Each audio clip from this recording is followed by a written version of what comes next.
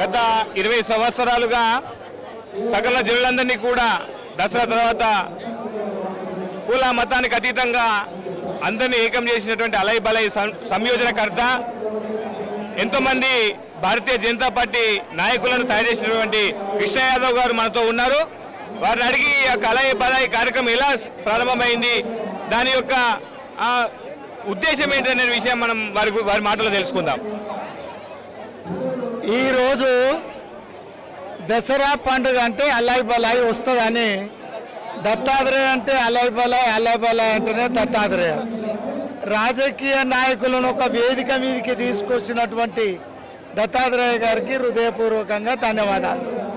ఎందుకంటే రాజకీయ వేదికలు అనేకం ఉంటాయి, కానీ ఈ దత్తన్న అలై బలాయి అనేసరికి అందరూ కూడా ఒక దగ్గరనే ఉండి వేదిక మీద ఉండి అందరు పిలిచినా పిలవకపోయినా దత్తాత్రేయ అలై బలాయి వస్తుందన్న సంగతి అందరు తెలిసిపోయింది. తెలంగాణలో కాదు, ఈ తెలుగు రాష్ట్రాలలో కూడా అలై బలాయి అంటేనే దత్తన్న అనేది ఒకటి తెలిసిపోయింది. నిజంగా కూడా ప్రతి ఒక్కరు కూడా దత్తాత్రేయ గారికి హృదయపూర్వకంగా ధన్యవాదాలు తెలుపుకుంటూ ఉండలేము.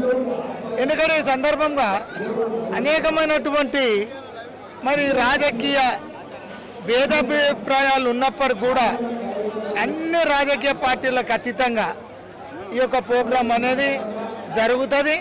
ఈ యొక్క ప్రోగ్రాంకు ఇది సాధ్యమైనటువంటి ప్రోగ్రాం కాదు, అది ఒక నమస్కారం, అది ఒక దత్తాత్రేయ గారికి సాధ్యము, అది ఇతరులకు ఎవరు కూడా సాధ్యం కాదు.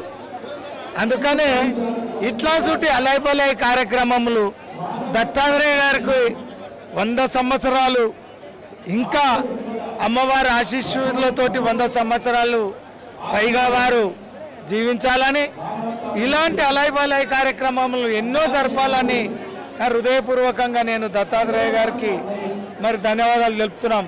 ఇంతమంది పార్టీలకు అతీతంగా ఒక్కరంటే ఒక పార్టీ పడదు, అయినప్పటికీ కూడా ఈ యొక్క అలై బలాయి కార్యక్రమం అంటే ఏంది, అందరం కలిసి మెలిసి ఉండాలి, అన్ని ఒక హృదయాలను కలుపుకోవాలి. అందరం అంటూ అలై బలాయి కార్యక్రమాలు జరుపుకుంటాము. అందరం కూడా ఈ యొక్క వేదిక మీద అందరూ పిలిచి దత్తాత్రేయ అన్ని రాజకీయ పార్టీలను పిలిచి, ఇక తెలంగాణ వంటకాలు అయితే ఇంకా చెప్పని అవసరం లేదు. పులుసు కాడికి వెళ్ళి మొదలుకుంటే బోటి, కాళ్ళు, తలకాయ, మరి ఇంకా అనేకమైన చికెన్లు, మటన్లు, కీమా, బొబ్బర్లు, అన్ని రకరకాల వంటకాలు తెలంగాణలో ఎన్నైతే వంటకాలు ఉన్నాయో అన్ని వంటకాలను కూడా దత్తన్న ఏర్పాటు చేస్తాడు. అందుకని అందరం కూడా రాజకీయ పార్టీలు అందరూ కూడా గవర్నర్లు, సెంట్రల్ మినిస్టర్లు, ముఖ్యమంత్రులు, దత్తన్న అంటే ఎట్లుంటుందంటే ఏ రాజకీయ పార్టీ ఆయన పిలిపించినా తప్పకుండానే దత్తన్న వస్తాడు. వారికి దత్తాత్రేయ గారికి హృదయపూర్వకంగా మరొకసారి ధన్యవాదాలు చెప్తున్నాం. ఈ యొక్క వేదిక ఏ రకమైనటువంటి భావన నిర్మాణం చేస్తుంది?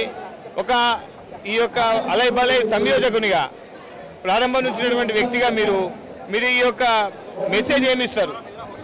అంటే నేను ఏమంటున్నా అంటే ముందుగా స్టడీ చేసినప్పుడు ఎవరు వస్తారు రాకపోవచ్చేమో అనుకున్నాం, కానీ ఇది అంచెలంచెలుగా